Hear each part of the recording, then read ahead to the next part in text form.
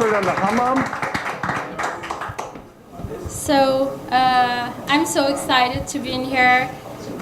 2 days I've been getting inspired by many people, learning a lot of things. So I'm so grateful for that. And I'm gonna tell you about Turkish hammam a little bit. That's how we write in Turkish. We write with one M, but it doesn't matter. So we were talking with Mikhail, and he said, "You're going to be my hammam person in the agenda." And I said, I'm going to be what? And I'm going to tell you why in a second. So that's me and my friends in a Turkish hammam. And I'm 30 years old. I was born and raised in Istanbul. And I lived in Istanbul for 30 years. For the last 6 months, I've been living in Seattle. It's been a great experience for me. But I've been to a Turkish bath hammam only once in my life. She's my expert. And that's the time. So I'm an expert on it. You can rely on everything I say. So, but that's an Full interesting... disclosure, full disclosure. That might be an interesting information to think about why that's been the case, because I'm not the only person in my generation having been to a Turkish hammam only once in my life, or for some people it can be never. We're making a point here. Yeah. So this is the only time that I've been into a hammam, and that was for my best friend. She's here, and I wrote them last night, and I told them that, ladies, you're going to be on a presentation tomorrow. So and she was going to get married, and there's something called gelin hamamı in Turkish, which is a bridal shower. So that was her bridal shower. That's what she wanted to do. That's why we went there. So I want to be really short in my presentation. Then we can maybe talk about things. I want to tell you 2 stories, and then I'm going to basically throw in 2 ideas or thoughts that I was inspired yesterday, and I want to share those. Can we move on to the next slide? And there's another photo that you can see it's kind of steamy, but so that's another one. So it was fun. By the way, thanks to great goddess Google, we have access to all kinds of information. So when you really go out and search for hammam, it's very easy to find information about the big hammams or the history of them. So I really didn't want to go into details about it because it's very accessible. That's why I want to tell you the story of how Turks ended up having the hammam, and a person who got involved in that hammam ritual, let's say. So that's, by the way, I've been only once to a hammam in my life. Although, so this is the entrance of Nur Osmaniye Camii, which is in the old city. Maybe you heard of Grand Bazaar. So it's also the entrance of the Grand Bazaar. And at this corner, the rugs, the Turkish carpets rugs you see here, that's my, was that little, let's say, place was bought by my dad's grandfather's grandfather. So now there's a Turkish rug store. So I spent many hours in that area, and this is right in between the biggest or the most famous hammams in Turkey, in Istanbul, Çemberlitaş and Cağaloğlu. We were referring to that yesterday. So although I spent a lot of time in the old city, inside those people, in that culture, I just wasn't a part of it. I think it kind of like started declining when people started having their own baths in their houses. It became much more convenient, and Istanbul is a place where 15 million people are living rather packed up in a small city. So there is a lot of traffic. As you were saying, like, people are going to their corporations, coming back to their houses, just barely taking care of themselves, eating and sleeping. So they don't have time to really go to a hammam, spend hours there, and like relax and take their cleaning stuff and like that. So,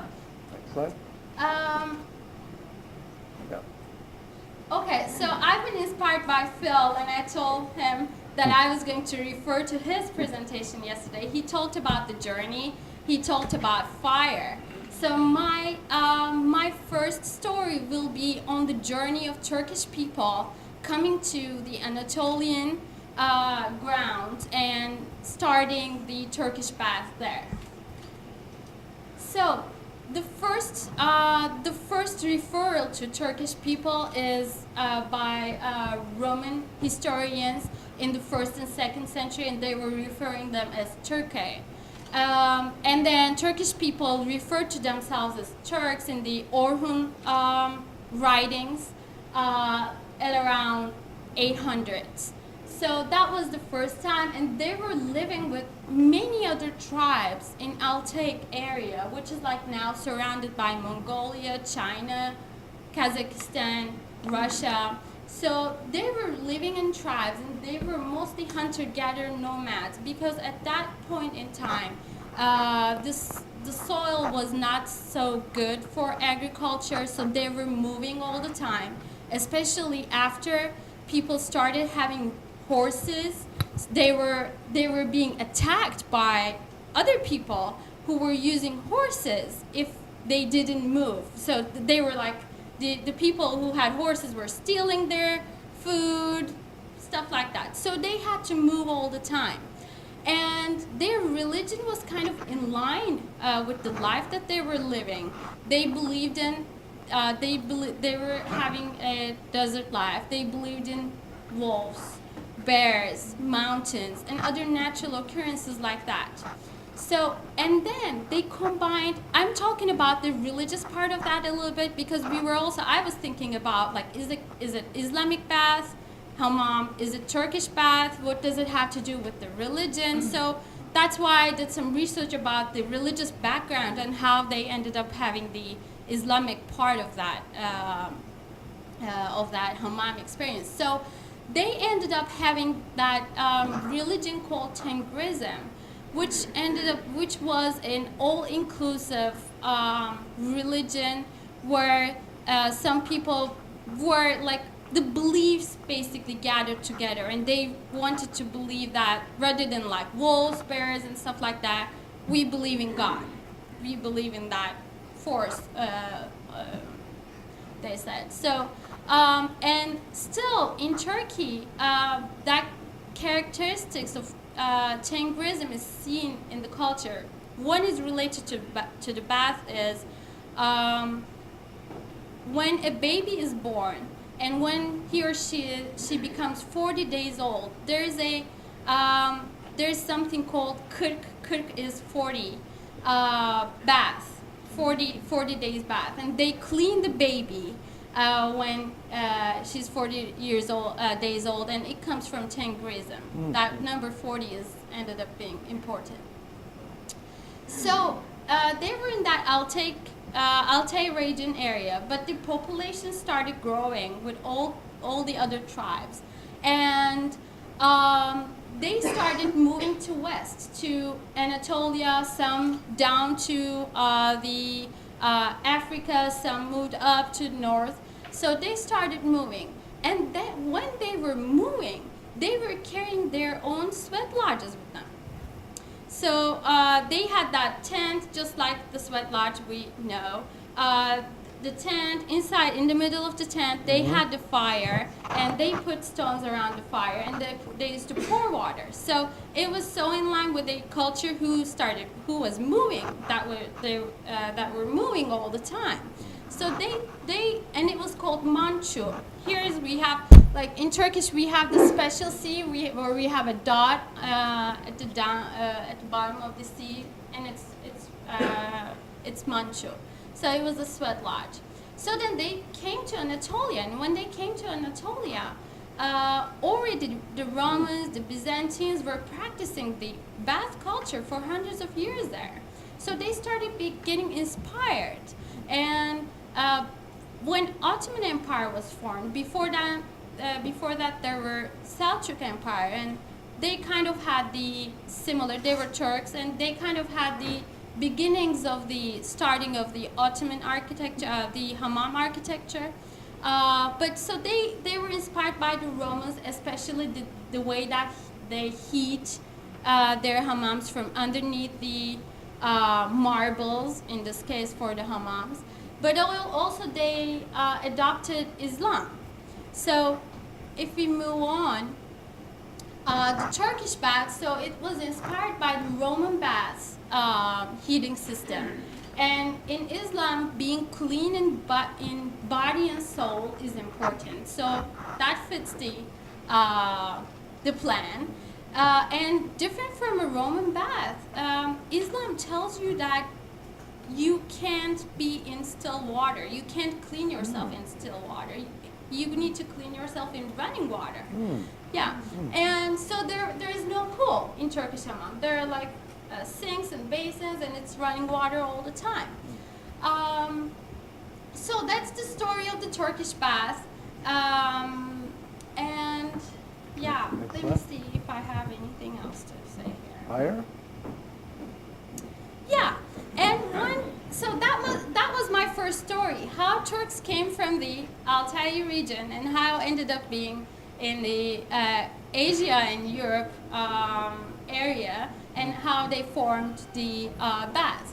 And the fire is, so I was doing some research about the hammams, and there's a person that a character that I've always known, like from the movies, and it's known. It's called Külhan Bey. I'm going to show you 1 minute video of him, of that character, but first I want to tell you about who he is.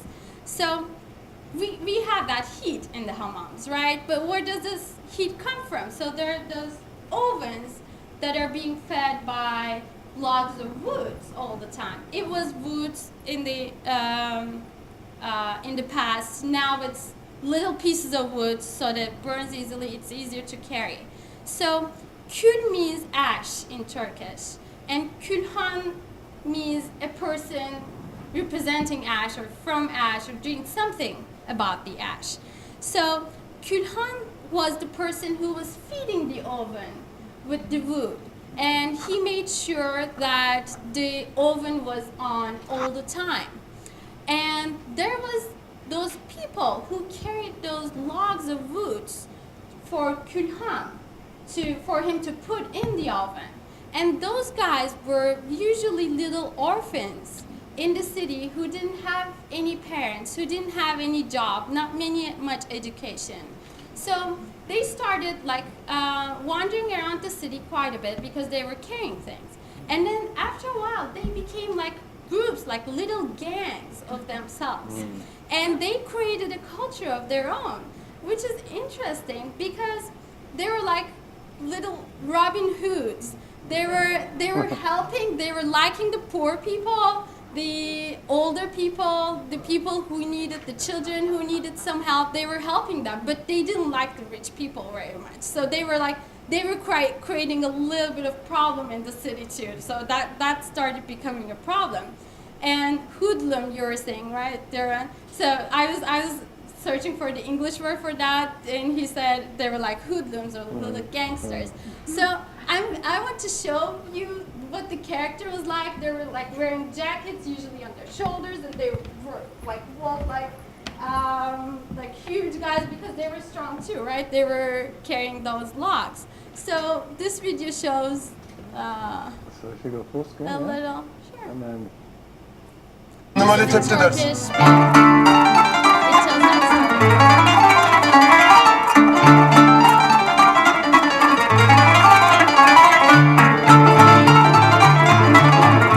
Hamamda suyun ısınmasını sağlayan ateş yanan bölüme külhan. Bu işle ilgili görevi hamamı ısıtmak olan kişiye de külhancı denir. Yeah. Külhanda eskiden kalın ağaç kütükleri yakılırdı.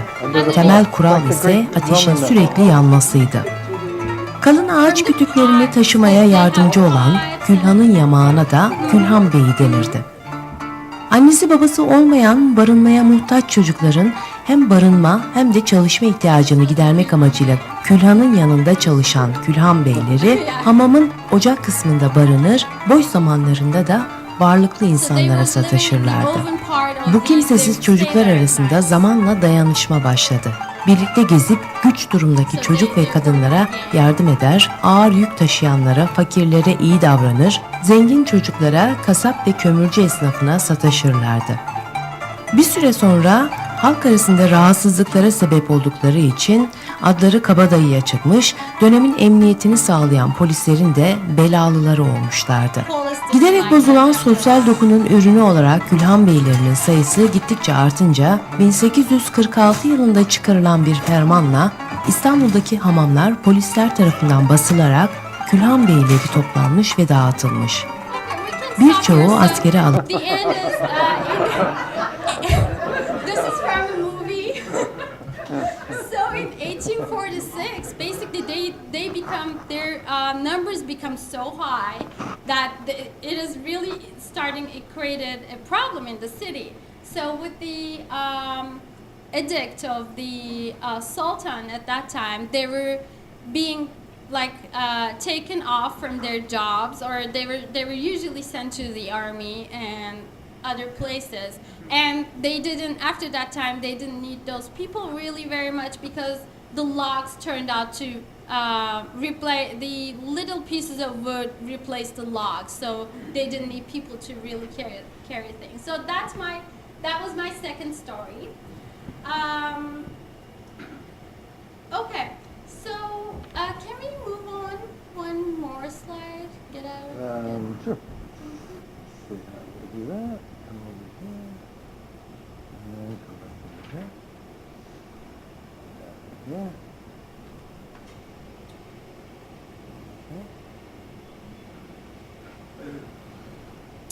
Okay, so yesterday's one more thing that I was really inspired of was the Stefan's support network of sweat therapy theoretical model and interpersonal. He had that one bit of in one of the rounds he had in a theoretical model. He was referring to interpersonal factors. So I'm done with my two stories. I just want to tell you two of my insights, let's say.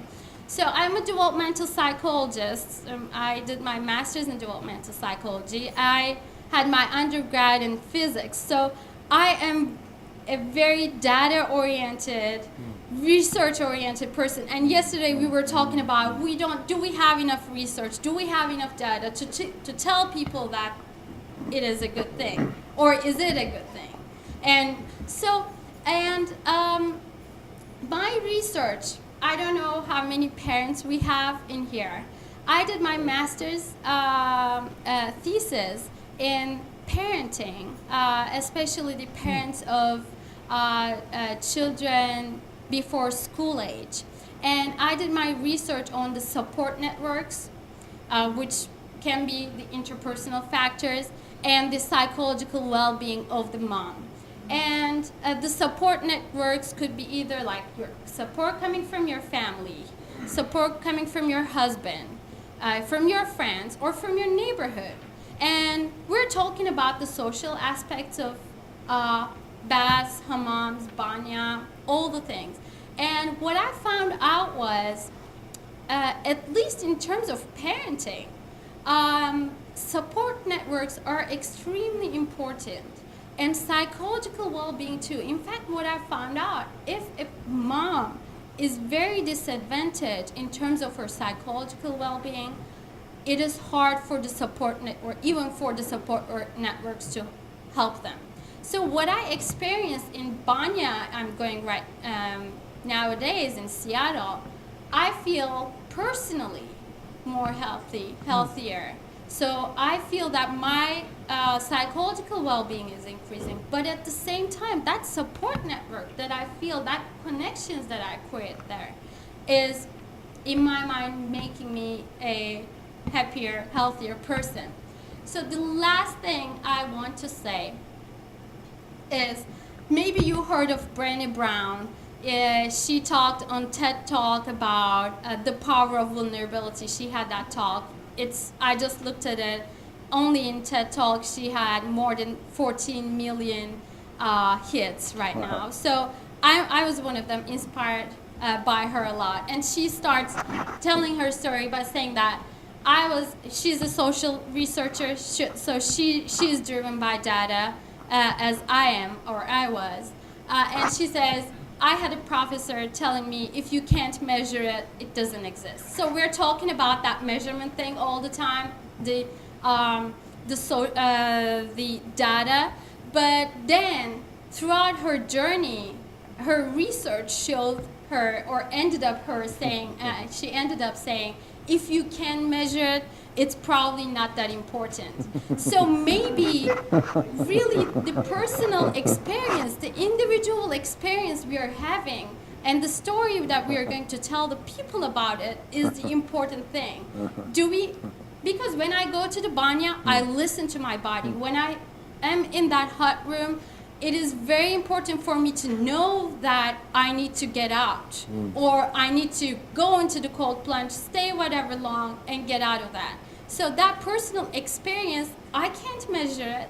I mean, maybe I can, but it's not important measuring it for me, for my experience. Okay. And so, also we are talking about the perfect sweat. It's the same idea. Is there a perfect sweat? Every day my need of the banya or of the experience, bath experience that I'm having, even changes for me individually.